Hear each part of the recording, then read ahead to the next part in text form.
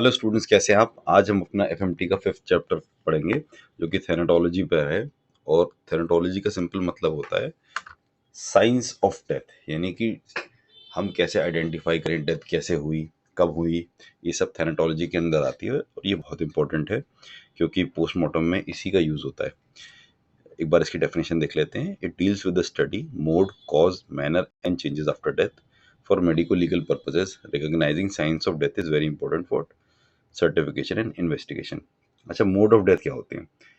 क्या बेसिक तरीके से आपने देखा होगा हॉस्पिटल में डेथ होती है। एक तो कोमा, ब्रेन फेलियर हो गया, चाहे वो हेड इंजरी की वजह से हुआ, चाहे स्ट्रोक की वजह से हुआ, चाहे ब्रेन हेमरेज की वजह से हुआ। सेकंड है सिनकोप, इसमें हार्ट फेलियर हम लेते हैं, एमआई हो गया, शॉक हो गया, या ऐसी चीज जिसमें मेन हार्ट के फंक्शन पे असर आया।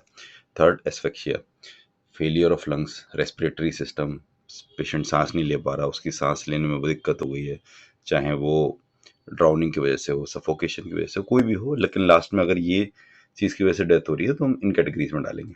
अच्छा, इमीडिएट साइंस ऑफ डेथ क्या होते हैं? जो हमने ऊपर देखे थे उन्हीं की एक्सप्लेनेशन हो गई। पहला हो गया सेसेशन ऑफ हार्ट बीट, यानी पल्स चली गई, कार्डिक साउंड चले गए। कार्डिक साउंड्स कौन से होते हैं? जो आपने PQRST पढ़े थे फिजियोलॉजी में, वही होते हैं कार्डिक साउंड। वो वेव बनाने की जगह वहाँ फ्लैट लाइन आ जाएगी।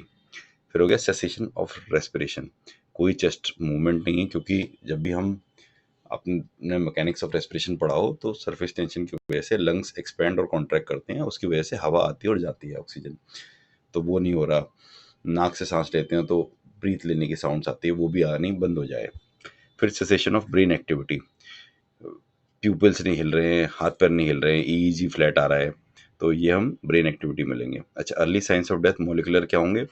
इनसेंसिबिलिटी and loss of voluntary power, यानी कई बार आपने देखा हो ओल्ड एज में कई पेशेंट्स होते हैं, वो ऐसे एक्ट करते हैं जैसे उनको समझ में ही नहीं आ रहा है कहाँ है, किसके साथ है, तो इनसेंसिबिलिटी आता है।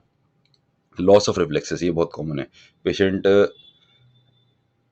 कुछ करना चाह रहा है लेकिन वो कर नहीं पा रहा, वो बोलना चाह रहा है बोल नहीं पा रहा, हाथ से लिखना चाह रहा है लिख नहीं पा रहा। फिर थर्ड हो गया पैलर ऑफ स्किन। पैलर आपको मैंने बता ही दिया, हर चीज़ में यूज़ होता है, और पैलर का कॉन्सेप्ट अगर आपको नहीं आता तो इस पे यूट्यूब पे बहुत सारी वीडियोज़ हैं, एक दो बार डिटेल वीडियो देख लीजिए तो आपको हमेशा के लिए कॉन्सेप्ट क्लियर हो जाएगा। हमारे बॉडी में क्या है, कंटिन्यूस ब्लड सर्कुलेशन होता है। ब्लड सर्कुलेशन की वजह से क्या होता है कि जो हमारी स्किन है, अगर हम उसको पिंच करेंगे या पास से देखेंगे तो उसमें रेडिश या पिंकिश टिंज मिलेगा ब्लड का। तो जब भी ब्लड कम होता जाएगा, चाहे वो अनीमिया की वजह से हो, चाहे सर्कुलेशन की वजह से हो, तो वहाँ येलोइशनेस दिखाई देगी, मतलब lack of red and pink होगा, तो उसको पैलर बोलते हैं। थर्ड हो गया fall in body temperature, algor mortis. जब बॉडी डेथ की तरफ जा रही होती है तो जनरली जो हमारा बॉडी का टेम्परेचर है वो 37 के आसपास रहता है इंटरनल, लेकिन धीरे धीरे बॉडी जो रूम टेम्परेचर है उसके पास आने लगती है, ठंडे में पड़ने लगती है। तो ये बहुत शॉर्ट शॉर्ट साइंस होता है। सबसे इम्पोर्टेंट, प्राइमरी मसल रिलैक्सेशन, बंदा उठना चाह रहा है उठ नहीं पा रहा, चलना चाह रहा है चल नहीं पा रहा, तो ये सब भी डेथ के साइंस होते हैं। अच्छा, लेट साइंस क्या है? डेथ होने के बाद क्या आएगा? तो इसमें आएगा रिगोर मोर्टिस। ऊपर हमने एल्गोर पढ़ा था या रिगोर। रिगोर में क्या है, हमारी जो मसल्स होती हैं इनको रिलैक्स स्टेट में रखने के लिए ATP लगती है। तो अगर ATP नहीं होगी हमारी बॉडी में तो मसल्स स्टिफ हो जाएंगी। वही होता है, क्योंकि बॉडी का फंक्शन तो बंद हो गया तो पूरी मसल स्टिफ होने लगती है। फिर हो गया लिवर मोटिस। लिवर मोटिस का क्या है, हमारी ब्लड सर्कुलेशन घूमता रहता है, तो उसकी वजह से हमने देखा था कि स्किन पे रेडिश पिंकिश टिंज रहती है। तो जब ये घूमना बंद हो जाता है तो ब्लड सारे नीचे कैपिलरी में नीचे सेटल हो जाता है, तो ऊपर जो है वो पर्पल टाइप का कलर आ जाता है उस पे, बॉडी पार्ट्स पे।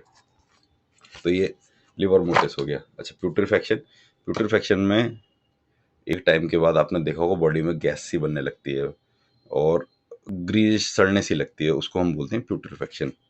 और लास्ट है हमारा स्केलेटलाइजेशन। इसमें डिकम्पोजिशन होने के बाद वो पूरा स्केलेटन फॉर्म में कन्वर्ट होने लगती है। अच्छा, मेडिको लीगल इंपॉर्टेंस क्या है साइंस ऑफ डेथ की? एक तो डेथ को लीगली बताने के लिए हमें ये सब फैक्टर्स पता होने चाहिए। Second, estimate time of death, यानी कि पेशेंट की डेथ कितने घंटे पहले हुई, अंदाजन क्या है, वो भी हम इसी से निकालते हैं। एंटीमोर्टम पोस्टमार्टम और एंटीमॉर्टम और पोस्टमार्टम फाइंडिंग्स के बीच में डिफरेंस निकालने के लिए कहीं कोई फाउल प्ले तो नहीं है। और लास्ट में फाउल प्ले डिटेक्ट करने के लिए कि मान लीजिए कोई मर्डर का केस तो नहीं कि एस्फेक्सी किसी को गला दबा के मार दिया, पॉइजनिंग कर दी। एग्जाम को केस हमारे देख लेते हैं। मोड ऑफ डेथ हमारे 3 ही होते हैं, coma, syncope, asphyxia. Immediate science में कोई हार्ट बीट नहीं होगी, कोई रेस्पिरेशन नहीं होगी, कोई ब्रेन एक्टिविटी नहीं होगी। लेट साइंस में रिगोर मोर्टिस, लिवर मोर्टिस और प्यूट्रिफेक्शन, ये मैंने एक्सप्लेन किया है और बहुत इंपॉर्टेंट है ये। जितने भी मोर्टिस हैं आपको क्लियर आने चाहिए। Thanatology helps in certification death and estimation of PMI, मतलब होता है डेथ को कितना टाइम हो गया है। ठीक है, इसी के साथ ये चैप्टर कर लिया, बहुत ईजी और शॉर्ट चैप्टर था ये। नेक्स्ट में मिलते हैं, थैंक यू।